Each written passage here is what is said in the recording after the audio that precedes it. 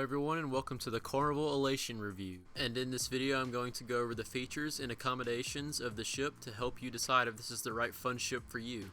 Now to start off, here are some general facts about the Carnival Elation. She was completed in 1998 in Helsinki, Finland, and weighs 71,909 gross tons. She is 855 feet long, 103 feet wide, and has a capacity of 2,130 persons.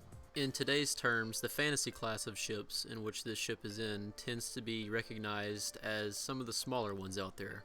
By no means is the Elation tiny, she's just smaller compared to some of the other ships that are afloat out there today.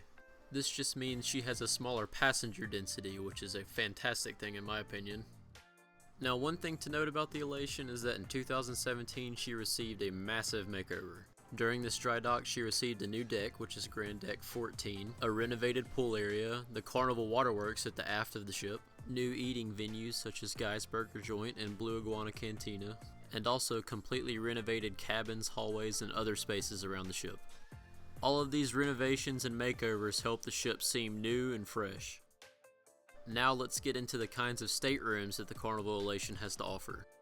To begin with, the most basic and cheapest kind of room is an interior room. They do not have windows or balconies, but they still have everything you'll need. There are a few different kinds of interior staterooms, and some have different amounts and kinds of beds in them, but they are all relatively the same size. Interior staterooms are offered on decks 4, 5, 6, 7, 11, and 14. The next step up in cabin type is a porthole or an ocean view room. These are essentially the same as an interior stateroom, but just with a view to the outside world.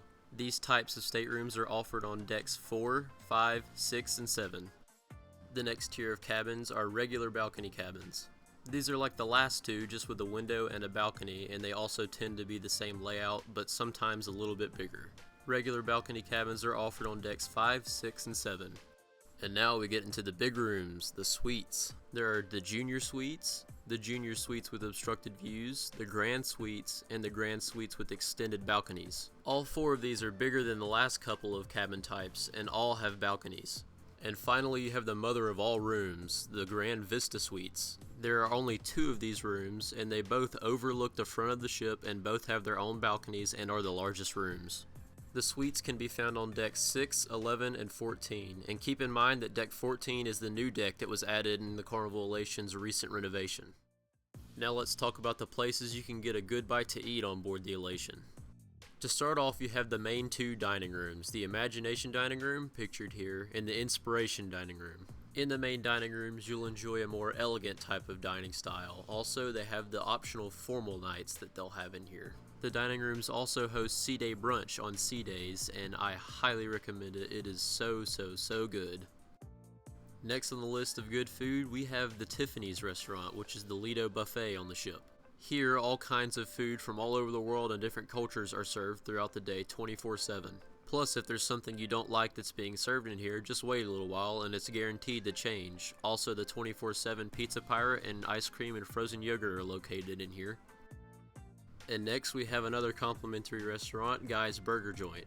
Here you can get some of Guy Fieri's amazing burgers and fries. And the other new restaurant on board is Blue Iguana Cantina. And here you can get some really good burritos and tacos. And around the ship there are lots and lots of bars, so if you like to drink, they have you covered, I promise. Next up for discussion is the entertainment on board the Carnival Elation. During the Elation's refit, they redid her entire pool area, and I think that it looks so much better than what it used to. Also, they took out the old aft pool and replaced it with the Carnival Waterworks, which can now be found on every fantasy class ship. Over the years, I've noticed that Carnival keeps getting better and better with their shows and theater productions, and the Elation is absolutely no exception to this rule. Therefore, I recommend you go watch a show or two whenever you're on board. Another thing Carnival is really good at is parties, so there's plenty of places and opportunities to be a part of one of these while you're on board, whether that be in the nightclub, the sail away party, or the mega deck party. And of course there's the Casablanca Casino, which is where, you can do your casino things, or do what I do and watch everyone lose all their money.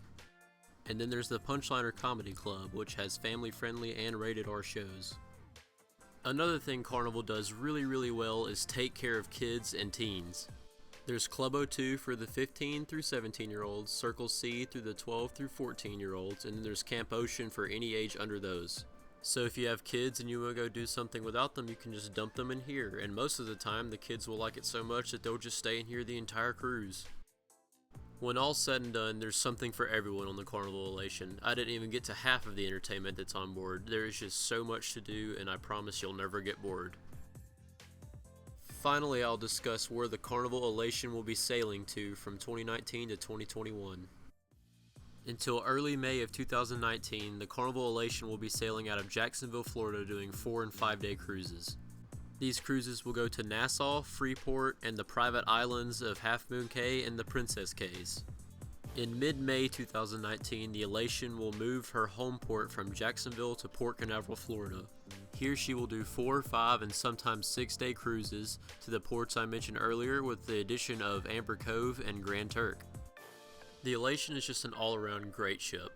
She's my favorite of the fantasy class ships, and more than half of my cruises have been on fantasy class ships. Sure, she may be in the smallest and oldest class of Carnival ships, but she definitely still delivers. For new cruisers, you won't even notice this, plus she's been updated so many times that there's no way you'd be able to tell her age.